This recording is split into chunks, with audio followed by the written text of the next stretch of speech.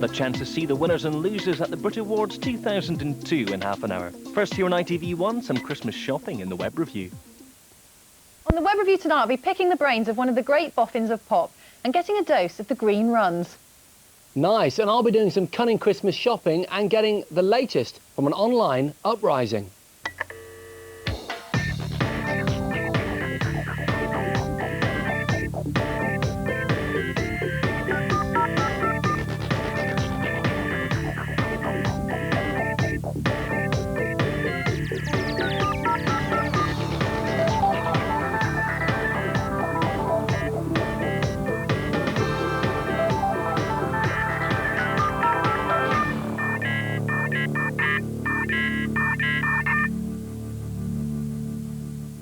And welcome to the last show in the present series, where as usual we put a group of cyber contenders in the ring and let them slug it out for the top score. First up on tonight's show, Kelku is a comparison shopping site. He thinks we may be witnessing the birth of a new web trend.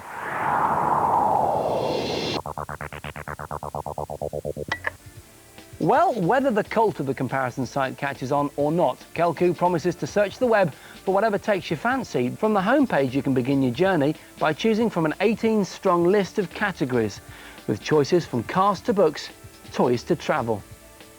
Having submitted the search, you'll be greeted with an instant lineup of websites offering your product at a range of prices. You can bring the lowest price to the top of the page by hitting the total price button. Realising that I could save around £20 off an Xbox, I was instantly in touch with Kelku's appeal. With your final click, you're taken out of the site and into whatever web domain you've chosen. From now on in, you're on your own. Back on the home page, there's the suggestion of additional categories for added value. The top special offer archive threw up a few bargains. The Matrix DVD, for example, for just £8. Then there's the Kelku Club, which offers money-saving vouchers for its partner companies, including some big high street names. But it's the smell of something at a snip that will bring this domain the success it richly deserves. Here's a little fact for you, Catherine. When they launched this site in Brazil, it's actually been launched in several countries. The poster to catch everyone's attention was a pair of great big breasts and the phrase "comparing is natural." And that's not a joke, I'm telling you the truth. Well, it is. And I mean, and that's what the internet's about, really, isn't it? You know, you go around lots of different sites comparing prices, but here you can do it all in one place. I mean, there are other sites doing it, and I've looked at quite a few in the past, but I think the thing about this site is that it's the breadth of stuff that they do. I mean, it's usually kind of, you know, books and CDs is very common, but they've got household appliances, flights, although flights wasn't the best thing that they did, actually. I think, to me, one of the unique selling points of a great site is often the fact that it does something with the available technology, i.e. the internet, that another medium can't do. And this is a great example of that, isn't it? And it's very simple as well. You know, the whole mechanism works really nicely. It's very easy to use. So how many points? Yeah, it's not just an idea, it actually works in practice. Well, I mean, they can't do enough right by me. Maybe they can improve the amount of offerings that you get when you look for a particular selection, but I'm sure that'll come in time, so 9 out of 10.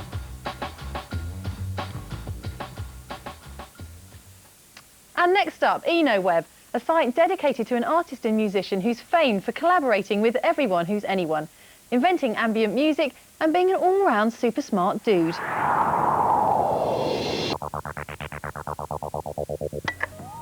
EnoWeb is Brian Eno's unofficial website, created at the dawn of the World Wide Web back in 1993. If you're unfamiliar with the man, the best bet is to gen up on Eno for Beginners. This introduces some of his music and has a guide to his albums and film tracks as far back as his time with Roxy Music. The Info Centre takes this one step further with a biography, bibliography, discography and his TV and film credits. If you want to contact him, there's a very amusing article on why this probably isn't a good idea. But we can glimpse into Eno's world via numerous interviews dating back to 1973. Due to rights issues, there's little actual music on the site, except for some excerpts which accompanied his light and sound installations. Combine this with photos from the gallery and you begin to get a rough picture of what it's all about. Also check out Oblique Strategies, Brian's method for dealing with creative blockages. Having no direct input from the man himself is restricting though, and in Ask Eno, the site's authors have made do with cutting audio samples of him answering imaginary questions. Okay, yes, you can do something else. Underneath it all, you sense they would love some recognition or contributions from the man himself, and I, for one, reckon they deserve it. Now, Brian Eno's work, you might expect that he would be actually really interested in the internet, but he's completely not, to the point of this is one of the biggest fan sites for him, and he's, you know, blatantly says he doesn't want to have any contact with them. He does, and they expand upon that over several pages. Although we can't say that Brian Eno doesn't have a web presence, because maybe he does, but he's not emblazing his name across it. No. But I mean, I had a problem with this site because I felt that the attitude of it was a little patronising, if I'm absolutely honest. And there's a lot of work gone into it, and the people behind it obviously know what they're talking about. There was no question about that. And if you're a Brian Eno fan, there's lots of stuff of value there.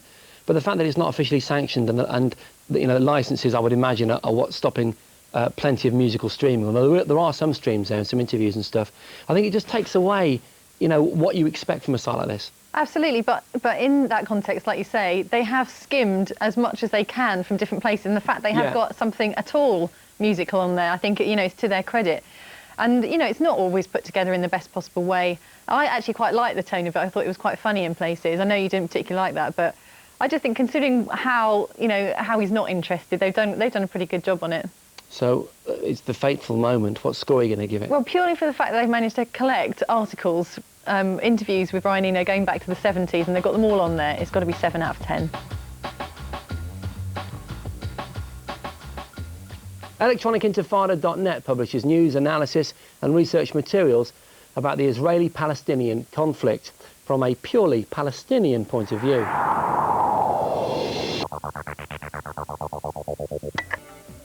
Seven basic sections combine to give a compelling picture of life behind the barricades of the West Bank, and equally importantly, the role of the media.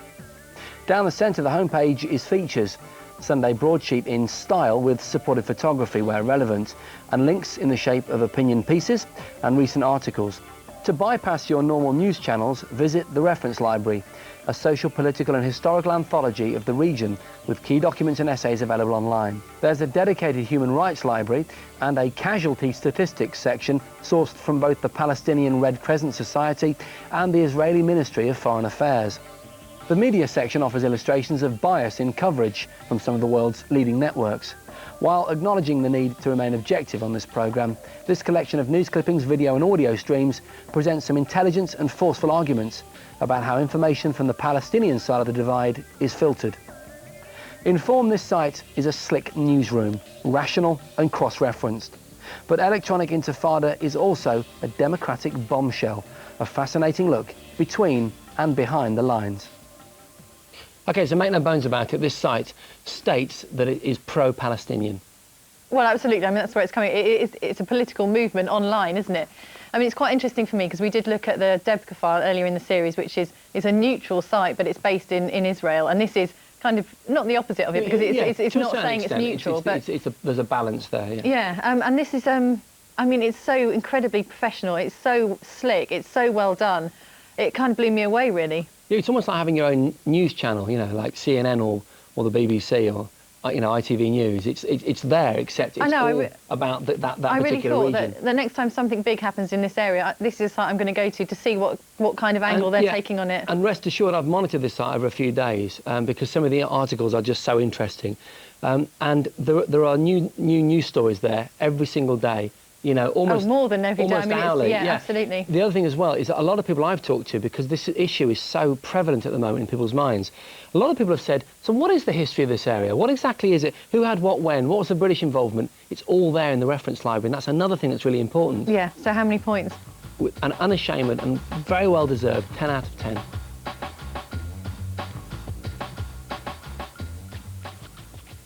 The art of storytelling goes back thousands of years. And who'd have thought that the net was one place that was helping to keep it alive?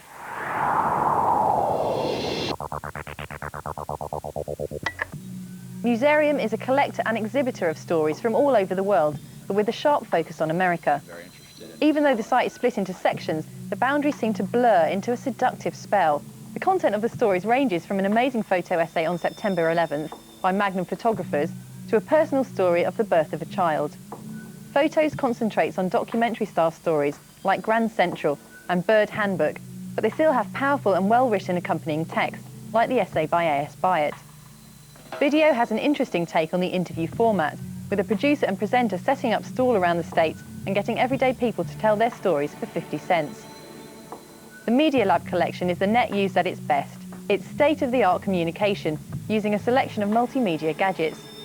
It's a beautifully understated site, and although a little sentimental at times, on the whole it's a compelling exposition of the capabilities of these fantastic technologies. Jackanory was never like this. So this site is about the power of the visual image in all its beauty. Hardly any text here. It's incredible, and it continues the oral tradition, that then became the writing tradition, and now has become a kind of, it's almost gone full circle, because many of the films that feature still images and lovely zooms and slides by are also backed up with first-person voiceover. Not professional voiceover, but real people telling their stories. Yeah, it's very powerful, wasn't it? It works. It's a lovely combination, but you wouldn't expect it. Like you said in your introduction, you wouldn't expect it from the internet in a strange way, because you think the technology is going to be the enemy of this kind of traditional storytelling mode. But it works beautifully. Stories about American communities that I would never ordinarily come into contact with, fly fishing. Yeah, there are stories from all over the world, but I would say that the bulk of it is American. Quite American. And one of the things maybe that we could say about it is that it does err on the side of sentimentality in certain places, not the whole of it by any means, but there is that kind of touch. 50-cent interview thing where they pay 50 cents and they have to sit down and answer questions. It does suffer a little bit from a kind of gauze lens, the Vaseline lens effect, but on the whole, great. What are you going to give it? Well, I loved it. It's very well put together, and it's definitely one I'm going to go back to. 8 out of 10.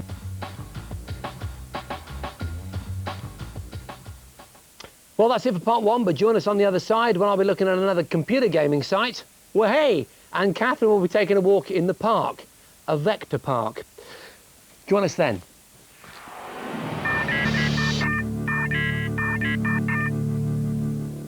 Hello, welcome back to part two of the Web Review. Now, with an audience of 3.2 million users a month, GameSpot.com can claim to have a loyal and dedicated following, but with a whole bunch of other sites that do essentially the same thing, is it as spot on as it thinks?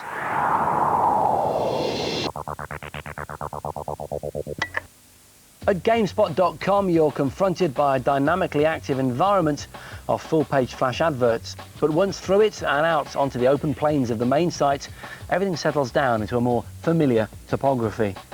PC games have their own discrete section with a familiar lineup of intelligently written previews and reviews. Free to all, they'll review relevant downloadable demos, patches or updates, and a whole bunch of streaming movies accessed via the GS Live tab. This gives onto a daily spread of streaming video, industry panel discussions and conference feeds. Under More, you'll find Beta Center. Hardcore gamers will know that this is an enviable collection of pre-release games which are advertising for bedroom testers. Also in the More zone is Special Features, a seemingly bottomless reserve of articles on subjects close to every gamer's heart. GameSpot could be an unwieldy beast. So heavy is it with digital stuffing, but it manages a graceful balancing act between accessibility and stout content. Okay, so there's a couple of approaches you can take with a gaming site because there are thousands of them on the web. You can do something completely different, or you can do what this site does, and that's essentially gather up what most sites do, just do them really well. Yeah, I mean, it's a whole alien territory to me, but I mean, I have looked at a few different sites before, and I was trying to work out what this site was doing better, and a couple of things I picked out were the game guides. Yeah, I thought they did that, tips and walkthroughs. They did that quite well, and beta testing, which I'd never come across before. Kind of did my head in, really, that it even exists. All these kids just desperate can you to imagine kind of... if you're 12 years old and you're given, the game on the streets a year before it's available to anyone else. Yeah, amazing. And this site gathers all that in one place and also explains the context. I just felt that again, it doesn't do anything revolutionary. It just illustrates everything really well. It has the feeling of a network about it as opposed to a channel. Do you know what I mean? Yeah, it's yeah. like an entire network. And also, in real terms, there are plenty of video streams that you can get involved with. So it's easily a match for gaming TV, this. I think you like it. What's it going to get? I really like it. Okay, I undernard about 10, 9 out of 10. I'm not sure. I'm going to give it 9, just because I'd love to see what they do to try and make that extra point up. My last experience of skiing saw me going headfirst down a red run in a shower of ice. But I love it, and I'll definitely be going back for more. And like most Europeans, I'll be heading straight for the Alps.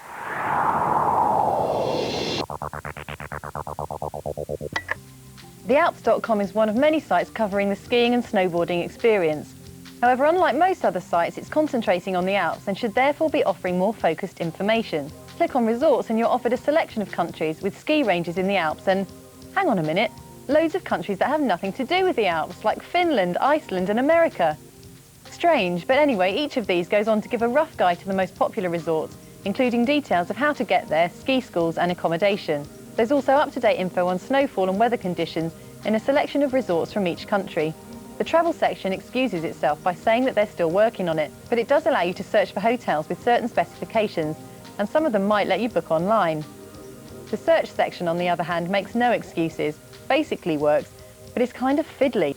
The reviews section was also disappointing. I hoped for insightful input from fellow skiers, but if I found any reviews at all, they were pretty old and mainly useless.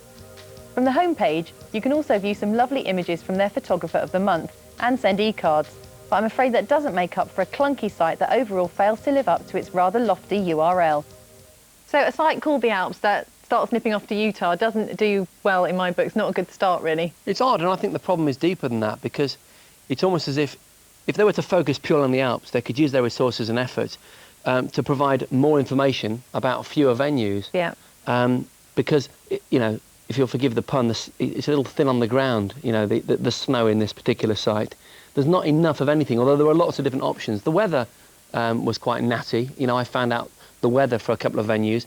There's something to find here. It almost needs to be used in conjunction with other websites. Which kind of defeats the object. And, you know, I do go skiing. I've looked at other sites and they do that kind of thing a lot better. I was thinking, brilliant, site just focusing on the Alps will get a real depth of information, but they're kind of little tidbits from all over the place, nothing done particularly well. And things like the reviews have particularly got me, because it was, you know, stuff that people had written in from 1997, for goodness sake, asking for information. And they obviously haven't even checked the stuff that they're putting on their own site. So I'm afraid it's not doing very well for me. What's the score going to be?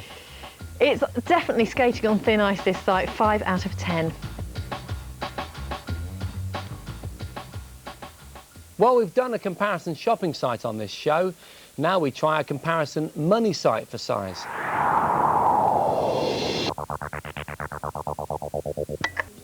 Fire up moneynet.co.uk and you're greeted by 7 main chapters on the homepage covering basic subjects like mortgages, savings, credit cards and insurance. Taking mortgages as a starting point, you're offered a sub-menu of specific mortgage types, which are concisely explained. Choice made, and it's the turn of the agreement calculators, which once tackled reveal a range of one-line package details chosen from a database of over 100 lenders, subject to daily updating. In a nutshell, that's the engine of this site, a nuts and bolts method that instills a sense of confidence. Whether you're pension hunting or flirting with a stock market investment, almost all options are backed up by comparative links. The Services tab offers some surprising diversions.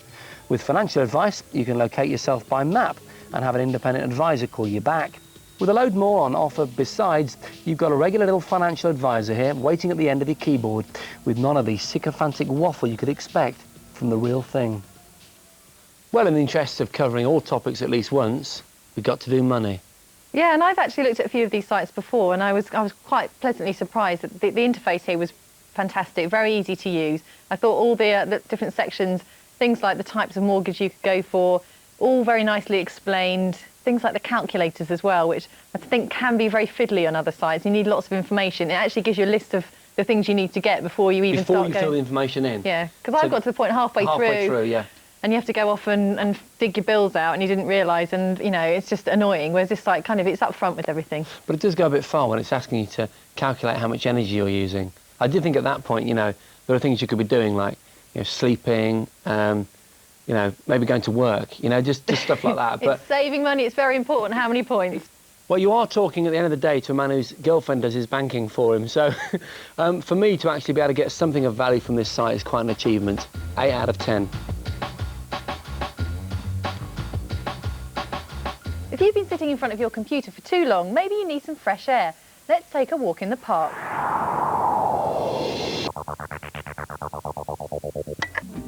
Vector Park is the ultimate online executive toy. It's the perfect way to decrease your stress and lose yourself in another world. There are 4 activities on the site, if that's the best way to describe them, each with a different mode of operation. Park is a landscape which you explore and discover. By clicking on the weird and wonderful objects, a world of strange miniscapes begins to unravel and connect. The style of the design is like Terry Gilliam's Monty Python animations, but in 3D, and it's by far the most complex of the displays. You could easily lose a couple of hours trying to balance the various objects in levers. This game is infuriatingly simple, and yet the inclusion of the nesting box and accompanying birds adds a frustrating element. Bestiary, as the name suggests, is a collection of creatures which glide, scuttle and lollop along in response to mouse clicks and movements. Loops is the visual equivalent of the kind of music you hear when you're having a massage, relaxing yet diverting at the same time. What I couldn't find on the site was any reference to who or indeed what had produced this amazing distraction, and what was its purpose. As a demonstration of a designer's work, it's quite outstanding, but if it was produced for some other reason, I'd be delighted to find out. Answers on a postcard, please. So as a seasoned game player, was this not a bit too slow for you, this site? Well, no, because I was told to expect that it wasn't fast-paced action, and so I did approach it with more patience than I ordinarily would do, and I was rewarded for that, because a lot starts to happen after a while, doesn't it? When you walk around the park, there's a lot more to it. It's mad, isn't it? I went back kind of 2 or 3 times, and each time new bits open, and I'm sure now even that there might be bits that I still quite haven't discovered on it. I also like the idea, as you said, that no one assigned this site, so to speak, and you're left asking that question consistently throughout. What's this about? Yeah. And I think it is. I think that's almost part of the point. I think that's what it's about. You know, the author of this site, or authors, are trying to, you know, get you to ask questions and fundamentally solve the mystery of why they're doing this thing. But or maybe not. Maybe not. Who knows? It reminded me of the Sims, you know, the game that all the kids are playing at the moment, where you manipulate characters and they walk around and stuff. And there's just something joyous about doing that on its own. But the simplicity of the bestiary, where you know the little thing follows your mouse around. So and sweet. I had my 4-year-old sitting with me, and he loved that. He was like, they're so cute, the little characters, aren't they? Yeah, these things can go so wrong, and they can be so avant-garde and annoying. But this isn't. It's quite lovely. What are you going to give it? Pure, simple, good fun, 7 out of 10.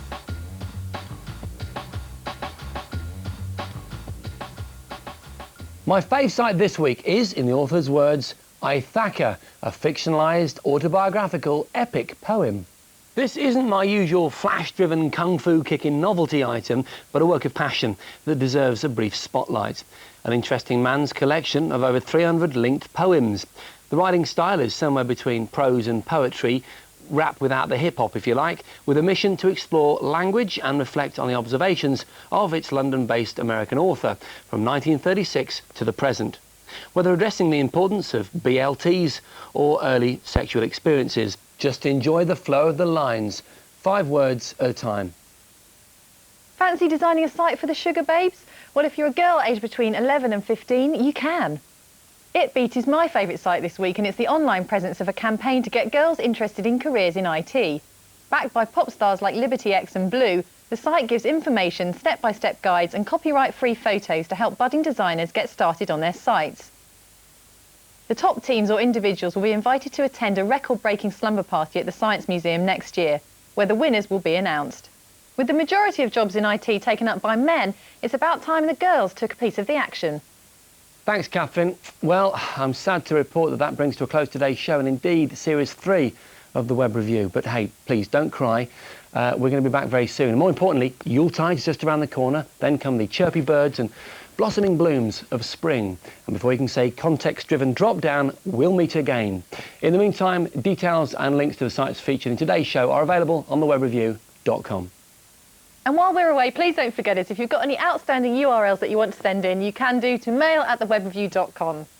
What a long, strange trip it's been, but it's time to say adieu and happy Christmas to you all. But keep on surfing. Adieu.